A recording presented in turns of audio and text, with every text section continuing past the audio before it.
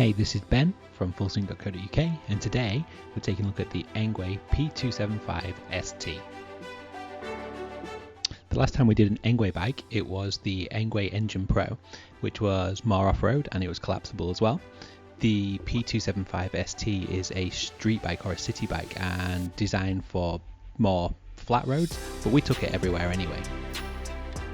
Right, let's jump right in and let's take a look at the build and the general aesthetic of the Engwe P275 ST, because actually it's a stunner.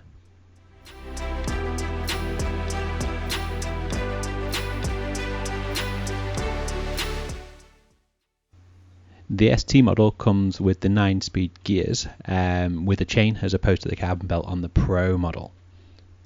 The chassis itself is completely solid. It was very easy to build. It came in the box almost complete. We just had to add the wheels and add the mudguards and add the parcel shelf.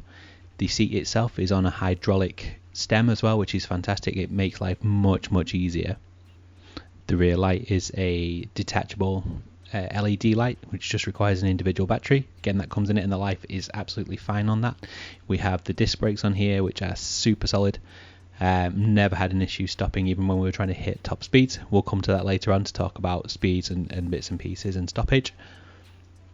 Personally, I think the real star of the show here is just the colorway. The orange and white, just it pops. It looks fantastic. You feel great on it. Obviously it's a hefty bike. E-bikes are quite chunky and you're always a bit mindful of being on the road with them. This just fits right in everywhere you go. Excellent.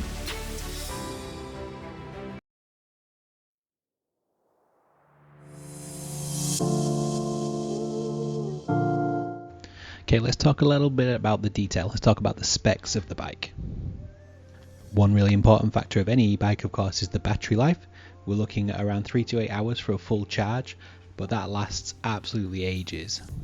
In the 3 or 4 days of testing that we did, we only charged it once, and the battery itself is there to give out approximately 260 kilometers. And I can absolutely see that being a thing, particularly on the road. If you take it off-road and you're a bit more aggressive with it or driving at a higher speed all the time, obviously that will reduce a little bit, but it certainly does exactly as it says on the tin. The manual boasts a top speed of 25 kilometers per hour. I can confirm that we managed to achieve that with relative ease. Put it into the right mode, give it some beans, and off you go. This thing will fly. Obviously be careful, make sure you stick within the speed limits in your area, but if you get on the road and you've got a nice straight bit of runway, go for it. It's an amazing experience. Going fast fine. It's more important to stop though, and actually what we've found is that the 180mm front and rear Tektro hydraulic disc brakes really do the job.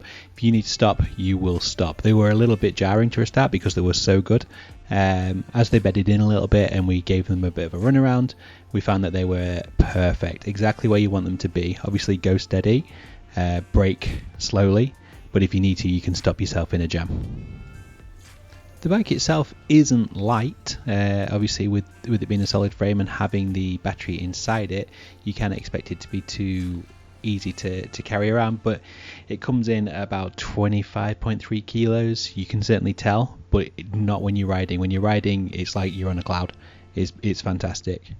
Of course, with this being a city bike, there's no suspension to speak of, something that was very noticeable off the road. But on the road, which is what it's designed for, let's be honest, it's absolutely fine. It's just smooth as butter. Smooth as butter.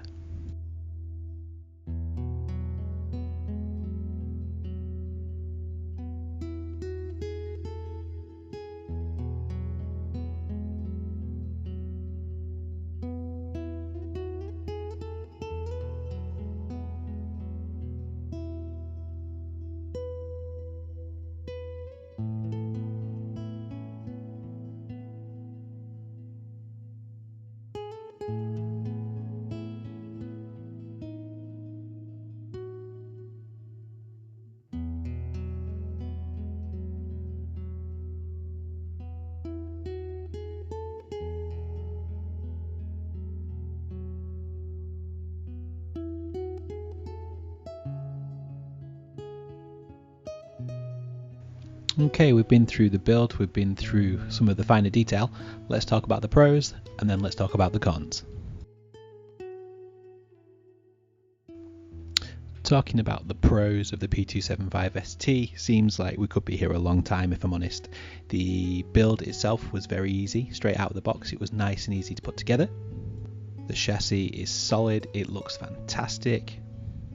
The 27.5 inch wheels give you a really good ride height when paired up with the hydraulic seat as well.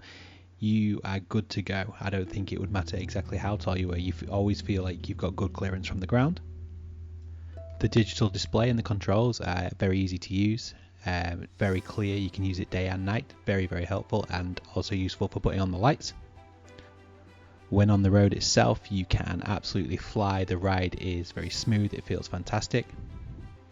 Never once was there any concern about being able to stop, even when hitting those upper high speeds. The disc brakes are fantastic, you can stop with massive amounts of confidence, which is really important.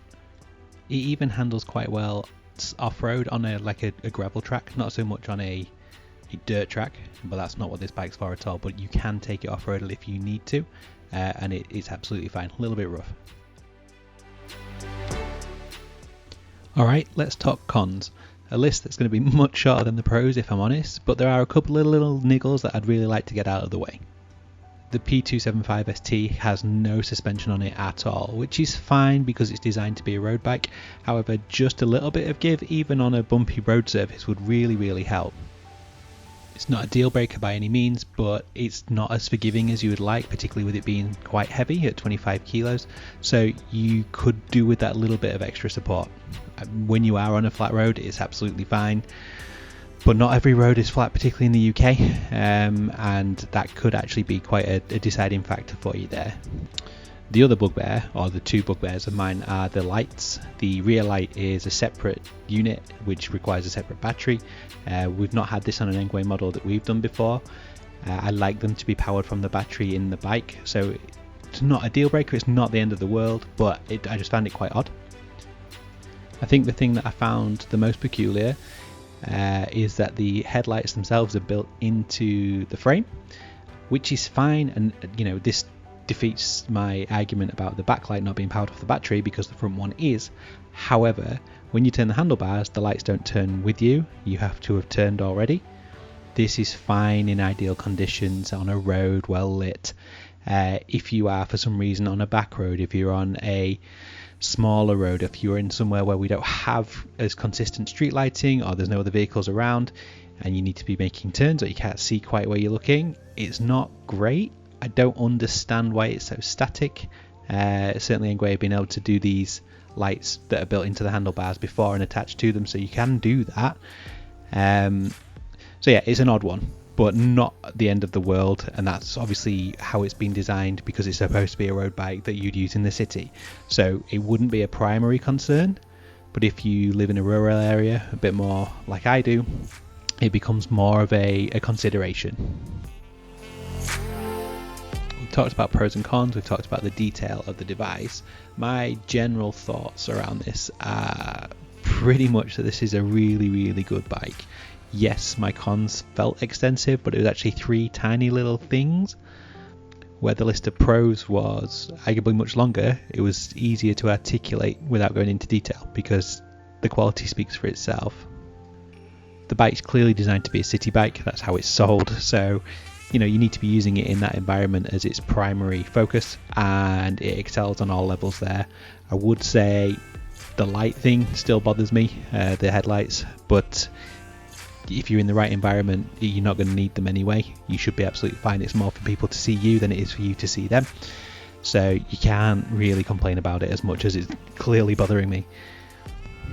If you need to get on the road and get some speed, you can absolutely do that. You can fly away if you need to, with full control. You're not going to get to a level of speed where you think I'm not in control, I'm not safe, and you can stop with ease as soon as you need to. You've got a really good range on your battery, which is legitimate. You've got a lot of options for the assist, from very gentle assist to very intense assist to help you with your speed. Very useful for going up hills. It's smooth, it's seamless. The brushless motor just makes it feel like it's just effortless. It's really good. I think at this stage it's evident that Engwe really know what they're doing. The P275 ST is It's fantastic, and the colourway itself, while not important, is excellent. The white and orange is the way to go. This is perfect for driving around spring, summer, even early autumn. Get out there, flash it off, show it off. It's a fantastic bike. If you're in the market for an e-bike, your focus isn't to go off-road, I'd have a really hard time recommending anything else. Certainly take a look at the P275 ST. For me, this is a very easy 9 out of 10 for fullsync.co.uk. Thanks for watching, and if you want any more news, reviews, tech and gaming content, check us out at fullsync.co.uk.